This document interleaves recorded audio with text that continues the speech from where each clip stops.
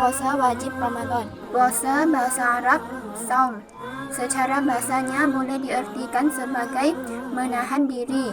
Dari segi istilah syarak, puasa bermaksud menahan diri daripada makan, minum, dan perkara-perkara yang membatalkan puasa, bermula dari terbit fajar sidik sehingga terbenam matahari beserta niat. Dalil wajib puasa Ramadan dari surah Al-Baqarah ayat 183. A'udzubillahi minasyaitonirrajim. Bismillahirrahmanirrahim. Ya ayyuhalladzina amanu kutiba alaikumus siyamu kama kutiba alal ladzina min qablikum la'allakum tattaqun. Wahai orang-orang yang beriman, telah diwajibkan ke atas kamu berpuasa, sebagaimana telah diwajibkan ke atas umat-umat yang sebelum kamu. Semoga kamu menjadi orang-orang yang bertakwa. Hukum puasa. Puasa pada bulan Ramadan merupakan salah satu rukun Islam. Syariat puasa Ramadan difardukan kepada umat Nabi Muhammad SAW pada tahun kedua Hijrah, makanya diwajiblah ia dilakukan oleh semua orang Islam.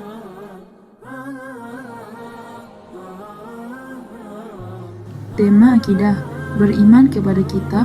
Tarif, pengertian iman kepada kitab-kitab Allah adalah mempercayai dan meyakini sepenuh hati bahawa Allah Subhanahu wa taala telah menurunkan kitab-kitabnya kepada para nabi atau rasul yang berisi wahyu Allah untuk disampaikan kepada seluruh umat manusia. Ada 3 tingkatan dalam beriman kepada kitab Allah, iaitu 1. Qatmil, membaca saja. 2. Tartil, membaca dan memahami. 3. Hafiz, membaca, memahami, mengamalkan dan menghafalkan. Singkatnya, kita sebagai umat Islam belum cukup beriman kepada kitab-kitab Allah Subhanahu wa taala, tetapi harus senantiasa membaca, mempelajari dan memahami isi kandungannya. Dalil Al-Quran dalam surah Al-Baqarah yang keempat. A'udzubillahi minasyaitonirrajim. Bismillahirrahmanirrahim. Walladzina yu'minuna bima unzila ilaika wa ma unzila min qablik wa bil akhirati hum yuqinun. Maksudnya, dan mereka yang beriman kepada kitab Al-Quran yang telah diturunkan kepadamu dan kitab-kitab yang telah diturun sebelummu, serta mereka yakin akan adanya kehidupan akhirat. Yang terakhirnya, cara beriman dengan kitab-kitab Allah adalah beriman dengan 4 perkara. 1. Beriman bahwasanya dengan kitab-kitab ini benar-benar turun dari Allah Subhanahu wa taala. 2. Beriman dengan nama-nama kitab, kita ketahui namanya sedangkan yang tidak diketahui maka kita beriman secara global. 3. Membenarkan khabar-khabar yang sahih dalam kitab-kitab tersebut seperti khabar-khabar Al-Quran dan khabar-khabar kitab sebelumnya yang belum diubah. 4. Beramal ridha dan berserah diri dengan hukum-hukum yang belum dihapus di dalam kitab-kitab tersebut, dan semua kitab yang terdahulu telah mansukh atau terhapus hukumnya dengan Al-Quran. Adab membaca Al-Quran. Pertama, berwudu. Bahawa Al-Quran adalah kitab suci sehingga untuk menjaga kesuciannya, bersuci dalam Islam adalah berwudu.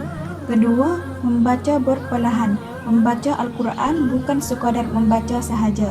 Jika bacalah Al-Quran secara berperlahan, agar setiap makna yang terkandung di dalamnya dapat difahami. Ketiga, membaca dengan khusyuk. Tidak mungkin kita bisa mengamalkan isi Al-Quran jika kita tidak membaca dengan khusyuk. Carilah tempat tenang dan jauh dari berbagai gangguan untuk bisa membaca dengan khusyuk. Keempat, dimulai dengan ta'awuz. Ketika kita membaca Al-Quran, kita juga akan mendapat godaan dari syaitan. Seperti dalil, فَإِذَا قَرَأْتَ الْقُرْآنَ فَاسْتَعِذْ بِاللَّهِ مِنَ الشَّيْطَانِ الرَّجِيمِ. Apabila kamu membaca Al-Quran, hendaklah kamu meminta perlindungan kepada Allah dari syaitan yang tergutung. Kelima, membaca dengan indah. Membaca Al-Quran alangkah lebih baik jika membaca dengan nada yang indah dan senang mendengar. Keenam, menghadap kiblat.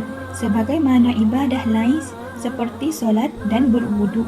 Maka hendaklah ketika membaca Al-Quran pun kita menghadap ke arah kiblat. Rasulullah SAW bersabda sebagai diriwayah oleh sahabat Ibnu Abbas, khairul majalis ma istaqbal bihi kiblah. Sebaik-baik majlis adalah yang menghadap kiblat. Ketujuh, berhenti ketika sudah mengantuk. Jangan memaksakan diri untuk membaca Al-Quran hingga panjang. Jika sudah mengantuk, maka sebaiklah berhenti membaca dan istirahatlah.